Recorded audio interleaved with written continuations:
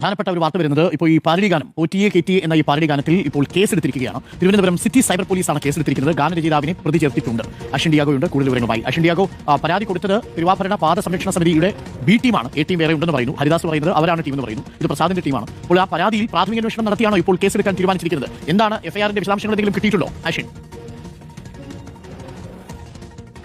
അരുൺ, നിലവിൽ നമുക്കിപ്പോൾ പ്രാഥമികമായി ലഭിക്കുന്ന വിവരങ്ങളുടെ അടിസ്ഥാനത്തിൽ ഈ പാരഡി പരാതിയിൽ ഇപ്പോൾ കേസെടുത്തിരിക്കുന്നു എന്നുള്ളതാണ് ഏറ്റവും പ്രധാനപ്പെട്ട കാര്യം. തിരുവനന്തപുരം സിറ്റി സൈബർ പോലീസാണ് ഇപ്പോൾ ഈ പരാതിയിന്മേൽ കേസെടുത്തിട്ടുള്ളത്.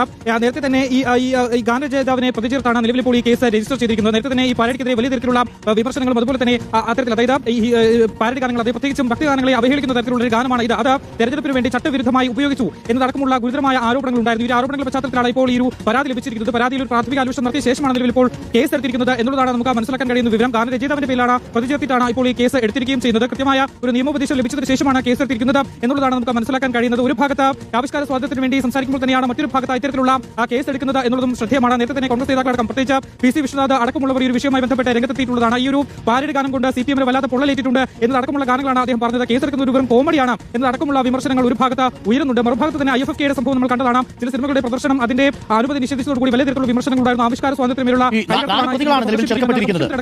കുഞ്ഞുപിള്ള, ഡാനിഷ് മലപ്പുറം, CMS മീഡിയ, സുബൈർ പന്തലൂർ എന്നിവരെയാണ് ഇപ്പോൾ പ്രതി ചേർത്തിരിക്കുന്നത്. കുഞ്ഞബ്ദുള്ള അല്ലെ എഴുതിയത് അദ്ദേഹം ഒരു ഖത്തറിലെ ഒരു പ്രവാസിയാണ്.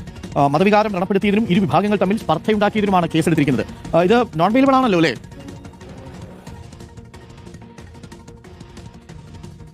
അരുൺ, നമുക്ക് ഇപ്പോൾ മനസ്സിലാക്കാൻ കഴിയുന്നത് തന്നെയാണ് ഇത് നിലവിൽ ഇപ്പോൾ ഒരു കേസ് എടുത്തിട്ടുണ്ട് എന്നുള്ളത് മാത്രമാണ്. ഇനി പ്രാഥമിക അന്വേഷണം കൂടുതൽ നടത്തേണ്ടതുണ്ട്.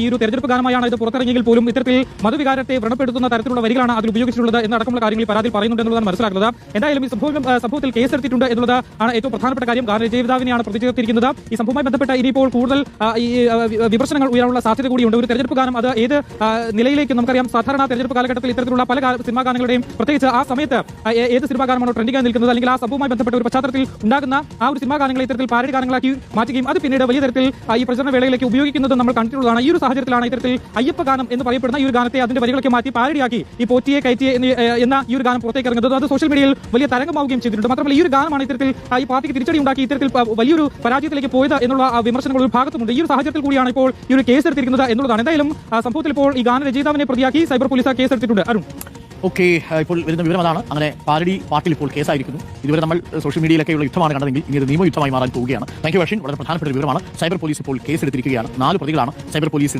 എടുത്തിരിക്കുന്ന ഈ കേസിലുള്ളത്. നമുക്ക് ഒരു ചെറിയ ഇടവേള വേണം. അതിന് മുമ്പ് കുഞ്ഞുപിള്ള എന്നാണ് എഴുതിയിരിക്കുന്നത് കേട്ടോ. പാട്ട് എഴുതിയാൽ കുഞ്ഞുപിള്ളയാണോ? കുഞ്ഞുപിള്ളയല്ല, പക്ഷേ FIRൽ ആ പേര് കൊടുത്തിരിക്കുന്നത് കുഞ്ഞുപിള്ള എന്നാണ്. FIR അതെ, അതാണ് സംശയം. ഇതിൽ പ്രതിയുടെ പേര് പോലും തെറ്റിച്ചാണോ എഴുതിയിരിക്കുന്നത് എനിക്ക് സംശയമുണ്ട്. ഒന്നാമത്തെ പ്രതി, രണ്ടാമത്തെ പ്രതി, നമുക്ക് ആ പേര് കൂടി ഒന്ന് നോക്കിയിട്ട് വരാം. പക്ഷേ ഇപ്പോൾ FIRന്റെ കോപ്പി നമുക്ക് കിട്ടിയിട്ടുണ്ട്. FIRന്റെ കോപ്പി നമുക്ക് ഇപ്പോൾ തന്നെ സ്ക്രീനിൽ കാണിക്കാവുന്നതാണ്. എനിക്കൊന്ന് PCR പ്രസാദ് കുഴിക്കാലയാണ് പരാതി നൽകിയിരിക്കുന്നത്. ഇതിലെ പ്രതികളുടെ പേര് കൂടി ഉണ്ട്. കുഞ്ഞുപിള്ള എന്നാണ് കേട്ടോ. കുഞ്ഞബ്ദുള്ള ആയിരിക്കും അല്ലേ ഉദ്ദേശിച്ചത്? അല്ലേ? കുഞ്ഞബ്ദുള്ളയാണ് പേര്. പക്ഷേ കുഞ്ഞുപിള്ള എന്നാണ് എഴുതിയിരിക്കുന്നത്. അങ്ങനെ ഒരു പേരിലുള്ള കക്ഷി ഈ പാട്ടുമായിട്ട് ബന്ധപ്പെട്ട് വന്നിട്ടില്ല. പിന്നെ ഒരാൾ ഡാനിഷ് മലപ്പുറമാണ്, CMS മീഡിയ, സുബൈർ പന്തലൂർ എന്നുള്ളതാണ്. അപ്പോൾ ഇതിൽ FIRൽ പറയുന്നത് 1 മുതൽ 4 വരെ പ്രതികൾക്ക് ഇന്റർനെറ്റ് മാധ്യമം വഴിയും നേരിട്ടും പൊതുജനങ്ങൾക്കിടയിലും വിശ്വാസ സമൂഹത്തിലും മതവിശ്വാസം തകർത്ത് മതവികാരത്തെ അപമാനിക്കും വിധം മതവികാരം പ്രചോദിപ്പിക്കണമെന്നും മതവിശ്വാസ സമൂഹത്തെ പരസ്പരം ഇളക്കി വിടണമെന്നും മനഃപൂർവ്വമായ ഉദ്ദേശത്തോടെയും കരുതലോടും കൂടി 16/12/2025 തീയതിക്ക് മുമ്പുള്ള ഏതോ ദിവസം 1-ാം പ്രതി അയ്യപ്പ ഭക്തി ഗാനത്തെയും ശരണമന്ത്രത്തെയും അപമാനിക്കും വിധം മതവിശ്വാസികൾക്കിടയിൽ വിദ്വേഷം വളർത്തുന്ന വിധവും മതസൗഹാർദ്ദം ഇല്ലായ്മ ചെയ്യുന്ന വിധവും സമൂഹത്തിൽ സമാധാന ലംഘനം ഉണ്ടാകണമെന്ന ഉദ്ദേശത്തോടു കൂടി OTA KTA എന്ന് തുടങ്ങുന്ന ഗാനം നിർമ്മിച്ചും 2-ാം പ്രതി പാട്ട് പാടിയും 3-ാം പ്രതി പാട്ടിനെ ചിത്രീകരിച്ച് 4-ാം പ്രതി ടി ഗാനത്തിന് നിർമ്മാണം നിർവഹിച്ചും 1 മുതൽ 4 വരെ പ്രതികൾ ടി പാട്ടിനെ യൂട്യൂബ് ഉൾപ്പെടെയുള്ള ഇന്റർനെറ്റ് നവമാധ്യമങ്ങൾ വഴിയും നേരിട്ടും പ്രചരിപ്പിച്ചതിൽ ഹിന്ദുമത വിശ്വാസിയും അയ്യപ്പ ഭക്തനുമായ ആവലാതിക്കാരനും മറ്റു ഭക്തർക്കും മതവിശ്വാസത്തെ ദോഷകരമായി ബാധിച്ചതിൽ പ്രതി മേൽ വകുപ്പുകൾ പ്രകാരമുള്ള കുറ്റം ചെയ്തിരിക്കുന്നു എന്നതാണ് ഇപ്പോൾ FIRൽ ചേർത്തിരിക്കുന്നത്. വിശദമായ ഒരു FIR ആണ് ഇട്ടിരിക്കുന്നത്. നമുക്ക്